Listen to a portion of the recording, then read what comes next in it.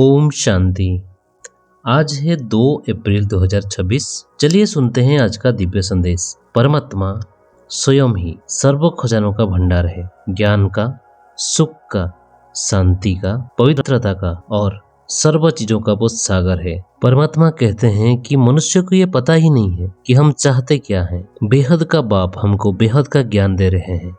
जैसे variety store में हर एक सामान रहता है, ऐसे ही सबसे ऊंचा सामान मिलता है परमात्मा के पास। इसीलिए उनकी महिमा गाई जाती है। तुम्हें वो माता च पिता तुम्हें वो। ऐसी महिमा कभी और किसी के लिए गाई नहीं जाती, क्योंकि परमात्मा के पास बेहद की चीजें हैं। इसीलिए उनकी महिमा भी गाई जाती है कि वो पतित पावन है, लिबरेटर है, ज्ञान का सागर, आनंद का सागर है। तो जिस बाप के पास यह चीजें हैं तो बच्चों को भी हक है उन पर। परंतु यह किसी की बुद्धि में नहीं आता है कि जब ऐसे बाप के हम बच्चे हैं तो बाप के चीजों के हम मालिक होने चाहिए। तो परमात्मा कहते हैं कल्प कल्प कल्प के संगम पर मैं आकर तुमको ये सब चीजें देता हूँ, जो फिर आधा कल्प के लिए तुम्हारे भंडार भर जाते हैं। ऐसे कोई भी अप्राप्त वस्तु नहीं रहती है जिसके लिए तुम्हें पुकारना पड़े। तो परमात्मा कहते हैं स्वर्ग की बात सही वो आकर दे रहे हैं। तो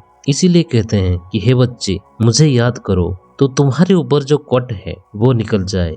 जैसे शादी के बाद कोई लड़की अपने पति को नहीं भूलती, ना ही कोई बच्चा अपने बाप को भूलता है, लेकिन हम अपने अति प्रिय परमात्मा को भूल जाते हैं। इसीलिए परमात्मा कहते हैं कि याद की यात्रा में रहेंगे तो विक्रम विनाश होंगे। इसका और कोई उपाय ही नहीं है। परमात्मा कहते हैं मनुष्य जो चाहते हैं सुख, शांति, पवित्रता, ये सब मनुष्य से मनुष्य को नहीं मिल सकती। ये सब कुछ एक परमात्मा से ही हमको मिलता है। परमात्मा कहते हैं मैं तो देने आया हूँ, लेकिन तुम लेने वाले ठंडे पड़ जाते हो। बच्चे कहते हैं माया का तूफान आते हैं, लेकिन पद भी तो बहुत ऊंचा पाना है, तो इसीलिए मेहनत भी करना पड़ेगा। श्रीमत पर चलते रहो। पवित्र बनना है तो 5 विकारों का दान जरूर देना है। हमें कर्मयोगी बनना है, अर्थात कोई भी कर्म करते हुए बुद्धि योग बाप से लगाना है। बाप द्वारा जो सुख, शांति, पवित्रता का वर्षा मिला है वो सबको देना है। पहले